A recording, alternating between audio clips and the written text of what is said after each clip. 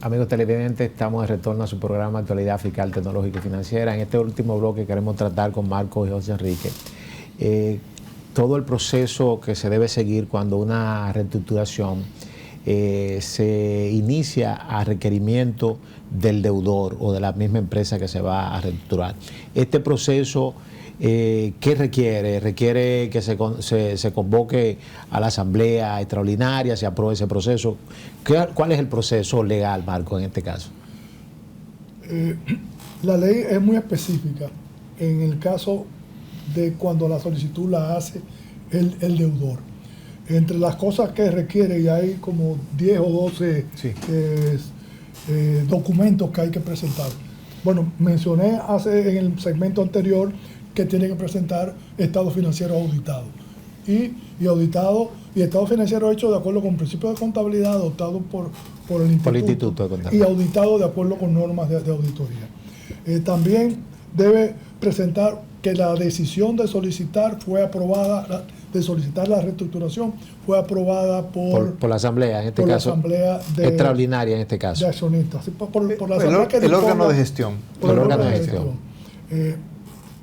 También debe presentarse la lista de las acreencias, el listado de los activos, uno por uno, y que son todas herramientas o informaciones que el verificador va a necesitar para hacer su trabajo.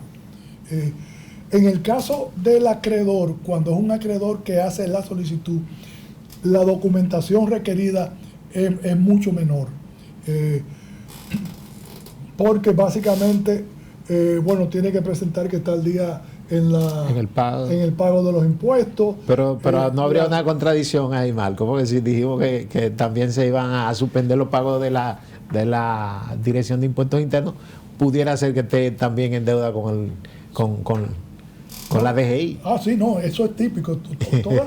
O sea, tú sabes que el proceso es que cuando comienzan los atrasos, uno de los atrasos que eventualmente llega es precisamente ese. Es el de la DGI. Ok. O sea, que eso... Sin embargo, fíjate, parte de los requisitos, Marcos te va a aclarar lo de estar al día en la DGI, porque ese es el acreedor. Pero uno de los requisitos para el deudor es presentar las declaraciones fiscales. Por lo menos los deberes formales. Exacto. Tiene que tenerlo. Independientemente de que tengas deuda, debes hacer la presentación. José Enrique, ¿y el proceso de reestructuración al someterse al tribunal se puede hacer directamente los funcionarios de la entidad o tienen que auxiliarse de un abogado para ese proceso? Mire, es muy difícil que se pueda accionar en un tribunal sin un abogado. Específicamente en el Tribunal de Reestructuración se requiere de una asesoría legal, se requiere de un abogado para hacer la presentación, porque esto es un proceso comercial, ¿no? Y se requiere de la asistencia de un abogado para los fines. ¿Puede ser el mismo abogado de la compañía o tiene que ser también un abogado nombrado por el tribunal? No, el tribunal no nombra a los abogados. Ese es un abogado que busca el deudor si él va a presentar su solicitud. Y como estamos en un mundo de especialización, si usted va a un caso de reestructuración, búsquese un abogado con experiencia en la ley de reestructuración, que en este caso, como una ley relativamente nueva, reciente, porque apenas tiene 5 años de estar vigente, pues tiene, no necesariamente, pero si usted es una persona racional, usted debe, para aumentar sus posibilidades de éxito, pues debe agenciarse profesionales capacitados en el tema que usted va a tratar. Y si es reestructuración, pues tiene que buscarse un abogado con experiencia en reestructuración. Igual que para la preparación del plan de reestructuración, que la ley muy particularmente establece cuál debe ser el contenido de ese plan de reestructuración. Usted no puede buscarse un médico para que le haga el plan de reestructuración. No. Cuando uno de los contenidos del plan es que tiene que haber un plan de negocio. Es correcto. Donde tiene que haber cómo usted le va a pagar a los acreedores. Donde tiene que haber proyecciones financieras. Eso tiene que ser un profesional de la finanza que prepare ese plan de reestructuración. Por eso yo siempre he mencionado que esta ley de reestructuración es mitad legal y mitad financiera. porque como al ser ante los tribunales, usted no va a los tribunales desamparado, usted tiene que ir con un abogado porque no es que haya que actuar con magia, es que como todo es una especialización donde ante los tribunales se actúa en base a un proceso. Esos documentos que se presentan tienen una estructura que son como los jueces la van a interpretar. Sí. Si un contador se pone a preparar un documento, el juez quizás no lo va a interpretar, pero el que habla el idioma legal es el abogado, y como se va a comunicar con un tribunal que son abogados, pues tiene que ser un abogado. Un abogado que maneje el tema de reestructuración. Marcos. Igual que para ya acabarte el círculo, cuando se trata del plan de reestructuración, que va a estar trabajando con acreedores, y los acreedores van a buscar a sus asesores financieros. Entonces, ¿quién debe preparar el plan de reestructuración? Un profesional de la finanza, del área de que se va a tener que fajar después con los acreedores a discutir ese plan. Y esta proyección a 10 años, y esta valoración, ¿por qué tú tomaste esta tasa de descuento y no esta otra? Entonces, ahí el deudor tiene que buscar un profesional de la finanza que le prepare el plan de reestructuración, que se baje junto con el apoyo del conciliador a lograr que los acreedores estén de acuerdo para que el proceso pueda fluir y pueda concluir exitosamente. Marcos, sabemos que usted ha estado involucrado no solamente en la ley de reestructuración, sino que también estuvo en las consultas previas para la ley de sociedades. Pero no solamente que ha tenido esa experiencia, sino que usted estuvo al frente de una empresa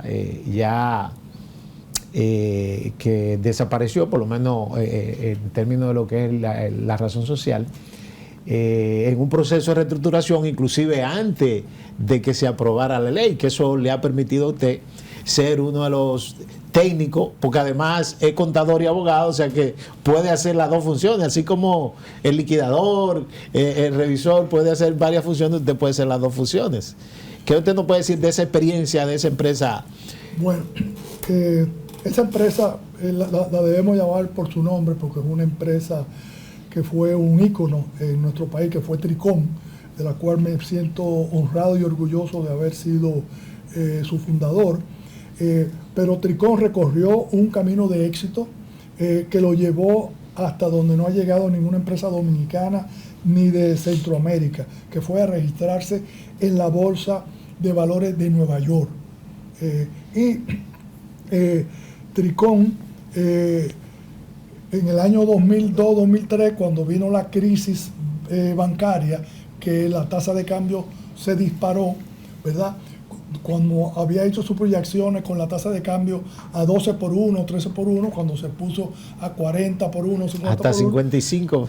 55, pues imagínate, no podía pagar su deuda, que estaba denominada principalmente en dólares. Era cerca de 300 millones de dólares que Tricón había tomado en deuda para financiar toda la expansión de su red celular, etcétera. Entonces, ¿qué hubo que hacer? Por suerte, Tricón calificaba para acogerse al capítulo 11 de la ley de quiebra de Estados Unidos. Porque Tricón, como había emitido acciones en la Bolsa de Nueva York, había emitido deuda en los mercados internacionales.